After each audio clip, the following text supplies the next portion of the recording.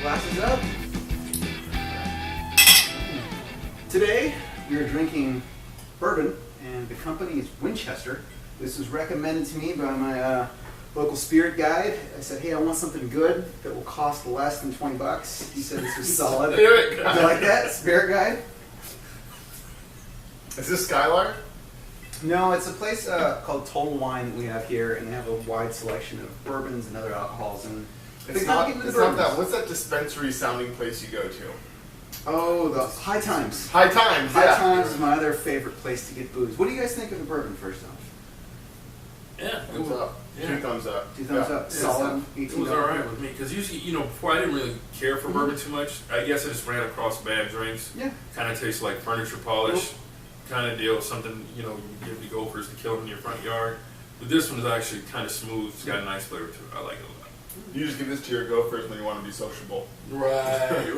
Or I just give it to myself when I want to be social. There you go. Yeah. Sociable Gophers. Great band name. By the way. Headlining at Coachella this Headline year. Coachella. Today we're talking about I always get this title wrong. Is it the sinking of the Bounty? The mutiny on the Bounty? It's the sinking of the Sinking. Bounty. Sinking of the Bounty. But that's why it's so confusing, is because it's tied to the mutiny on the Bounty. It's the same ship. Right. Same ship, Well, in the different movie. story. But, And the movie with Marlon Brando, right? It's been in several. Marlon Brando. It was in the one with Anthony Hopkins and Mel Gibson. Yeah, so Right. it's been redone. It started with Errol Flynn, Uh-huh. then Cary Grant, then Marlon Brando, and the most recent one has been done by Mel Gibson. Right. So And it's like he's- several generations of Right. Hollywood's leading men. Yeah, and it was used in the Pirates of the Caribbean. That's right. As well. Yeah, it's a very famous ship. Before we get into that, this book is about basically a life and death herring situation. And I was wondering if you guys had any life or death situations similar. I have one, so we'll get started and just kind of think about it. I took a vacation to Puerto Rico, and part of our vacation was to do this adventure tour. And they take you out to the jungle, you do some spelunking, go underground in this cave, and do some rappelling. And they had us do rappelling, and the rock face kind of went flat like this and then curved in. So it's basically like a lowercase letter D. And they gave me about 8.5 minutes of instruction from people that Spanish was their first language, English was second. And 8.5 minutes, that's all you need for Splunky. yeah, and it was a 22-story rock face was what we were going down. I had some good gloves on. They're like, okay, rope, good to go. Tug the harness, and here you go. And I started to go down, and right away I noticed I'm having some issues with the rope. I can't quite get it fed right, and they tell you don't look down, but you just can't not look down.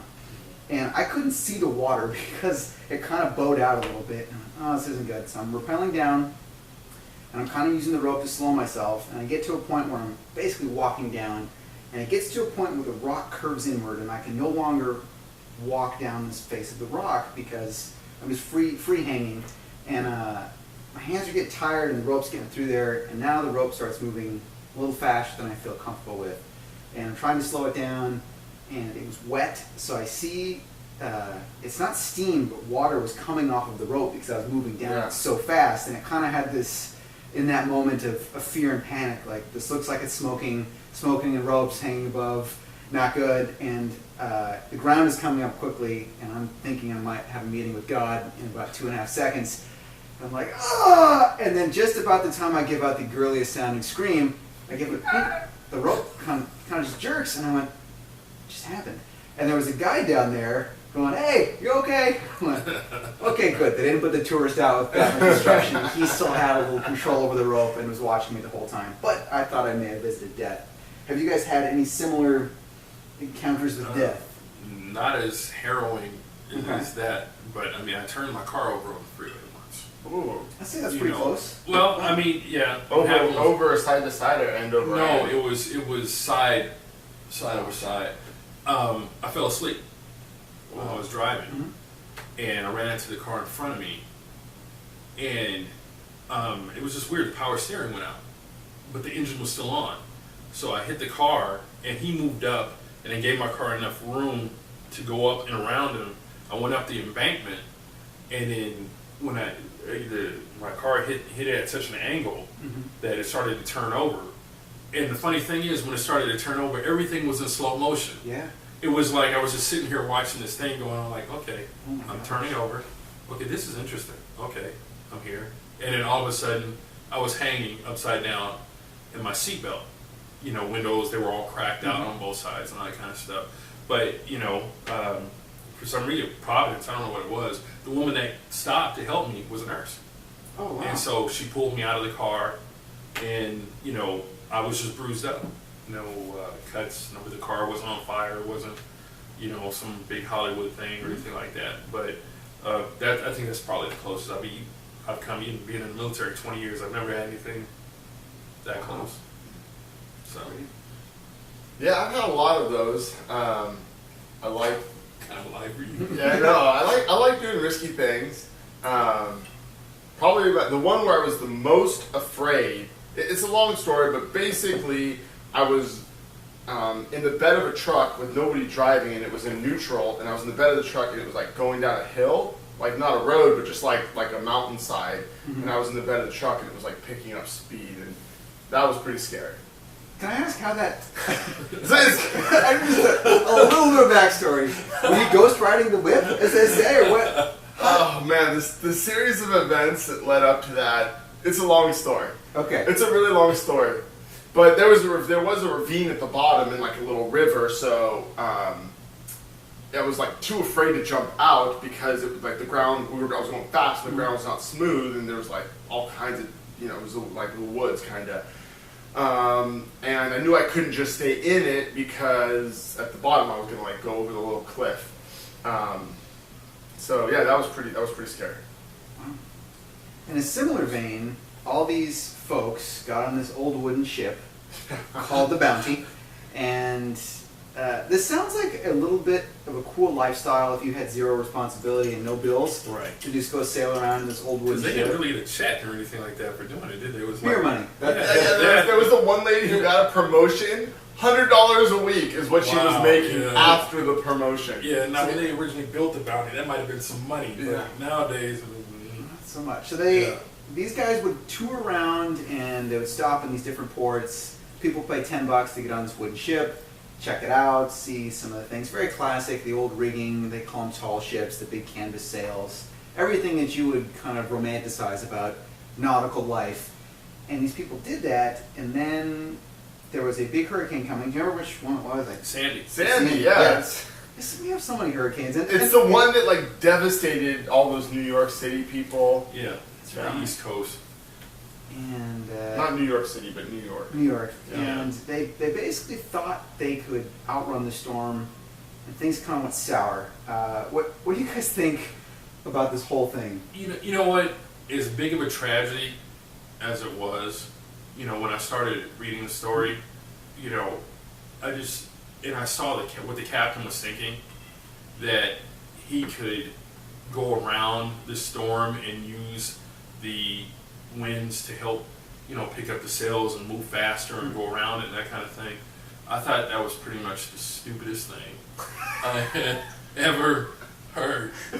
You know, I mean, it was like, okay, it's like rated at F5, which is like one of the biggest hurricanes, you know, that's like the top, F1 through F, and, you know, it got downgraded eventually, but he knew that there was a potential that this was bad. He was warned, okay, why don't you tie up in the harbor and just have everybody stay on land, and if there's damage to the ship, whatever it is, what's done is done, just deal with it like that. Oh no, we're going to go around it, we're going to go down to Florida, and we're going to hang out and drink drinks with umbrellas in it and all that other nonsense. And I couldn't believe just the silliness that went along with that train of thought, you know? I mean, what did you... I felt a little differently about it. I think if you're a captain of a ship, especially an old ship like that, that's not doesn't have all the modern advances that modern ships have, I think there's a huge amount of risk, and the calculations that he made, you know, 9 times out of 10. Where it would have been the right choice. He just didn't know. I mean, the big thing is he didn't understand how big Hurricane Sandy was, that it was like 3 times bigger than a regular hurricane, and that's the kind of thing that happens once a century. You know, what are the chances that the storm you're going past is going to be that one hurricane in 100 years, that's 3 times bigger than normal. So I feel like they were just unfortunate that it happened to be Sandy and not some other hurricane. And he could, be a captain for 40 or 50 years, and that would be the right choice every single time, except for this one freak hurricane.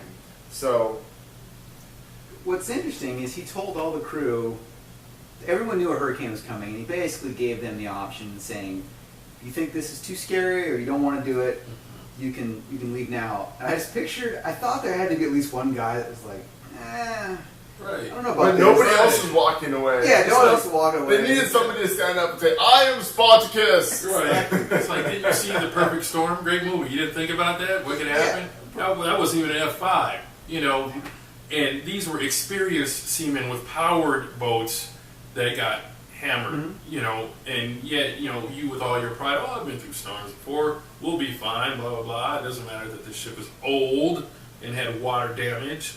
We're going to be okay. I mean, they had engines that were installed in it, because it was built in modern times for a movie.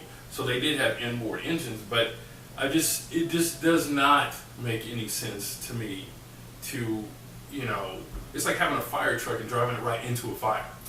It's kind of like, we got water on board, we got hoses, we fought fires before. Okay, good luck with all that. So one thing it reminded me of is Jim Collins. He's known for Built to Last and Good to Great.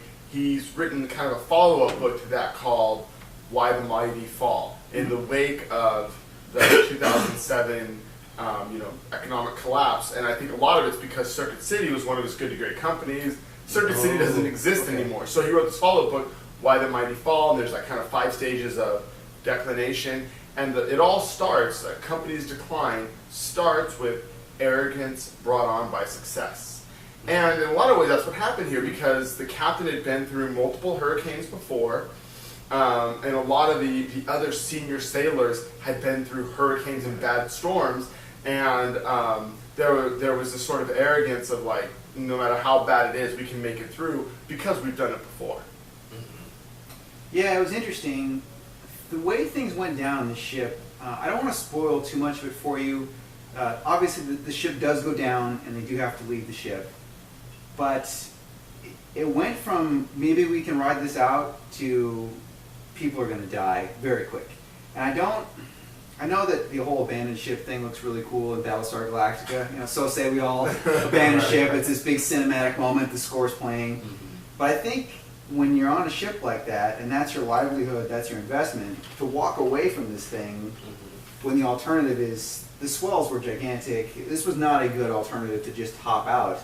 Jump out into the black ocean, yeah. No, I mean, they couldn't see anything, and it got so bad, and they were, I guess, arrogant, maybe, that they didn't deploy the life rafts right away. Right. And I thought, they knew this was coming. It wasn't like the storm just turned instantly, but it kind of went that way. Right. It seemed just, because they had these moments that just seemed to the readers that it was just, you would have had this clarity about the badness of this situation. Mm-hmm. The engine room is flooding. The pumps cannot keep up with the amount of water that is coming in. That is not a good thing. That means we are going to go down. But it was, I don't know if it was just some kind of, the arrogance you were mentioned by the captain, or just this hope that we can get through this, we have to fight this, or something like that. But I don't know.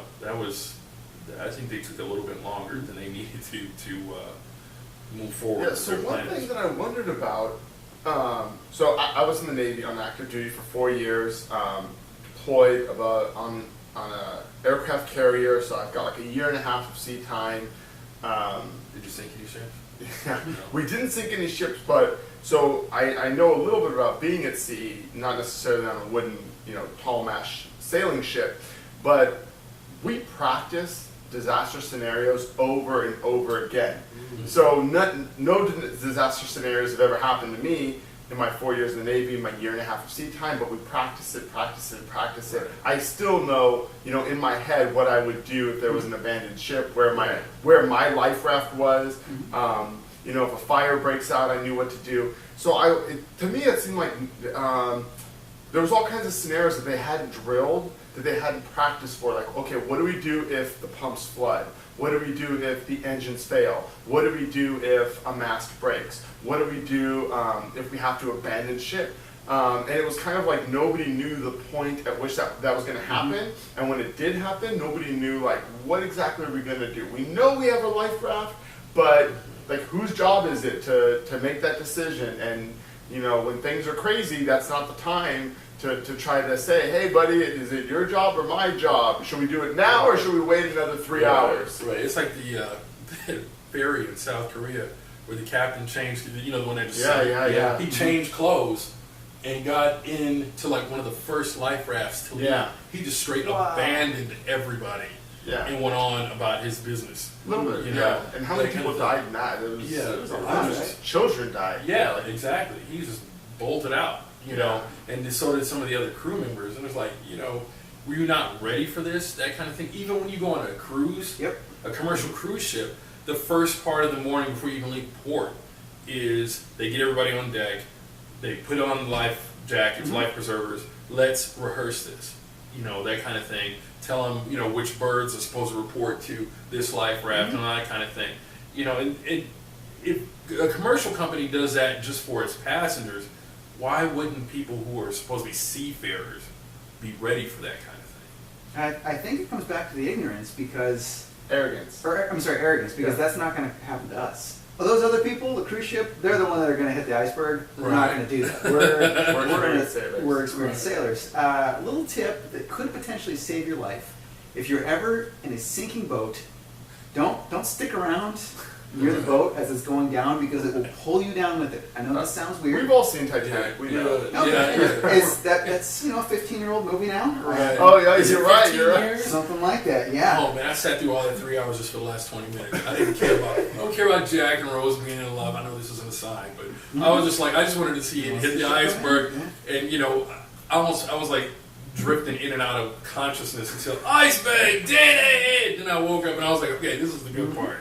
So Well, draw me like one of your ladies, Jack. I know that was one of your So what's your point? This book, I would say, of the shorter ebooks that we've read, probably one of the best written. Would you guys agree? I felt like the story was told very well. You know what? That is one thing that I do have to give the author, is that he told a story and he told it well. He introduced each of the characters, and you know, you got to know them. So by the time the disaster happened, you kind of knew who was who and what role they played on the ship, and you felt for them, you know, because it was almost like you kind of knew them in a way.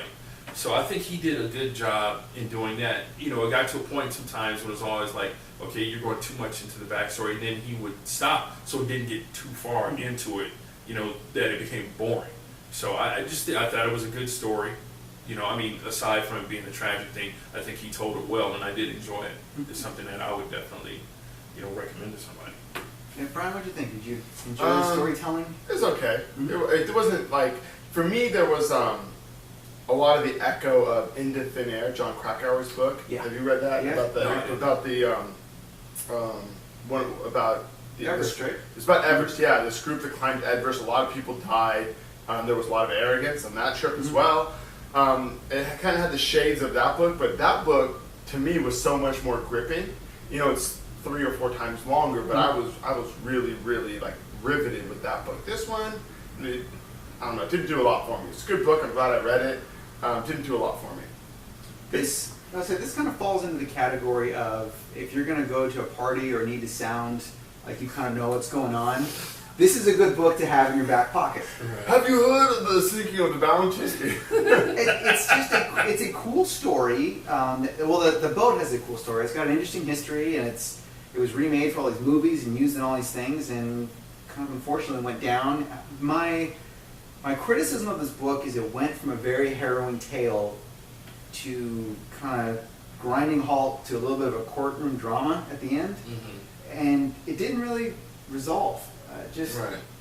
I don't know, it went from people died and people were rescued, and there's a lot of kind of unanswered questions and things that should have been done differently but weren't, and a culmination of a bad storm and a culmination of poor safety procedures and the boat not being taken care of, and there's a lot of factors at work here, but yeah, I don't know. I kind of wanted a little bit more out of this. I don't know if there was more story to tell. I could say maybe this is you might put this in your must-read list because of the meta-narrative, because this bounty is a replica of the original bounty for which the movies are named after and made after. So the original bounty, I haven't seen Beauty and the Bounty, but reading this book, I found out it's a really interesting story of what happened to it, these sailors dispersing to these islands, and then also kind of a Hollywood story of all of these leading men. It's kind of almost a rite of passage for the mega leading men of Hollywood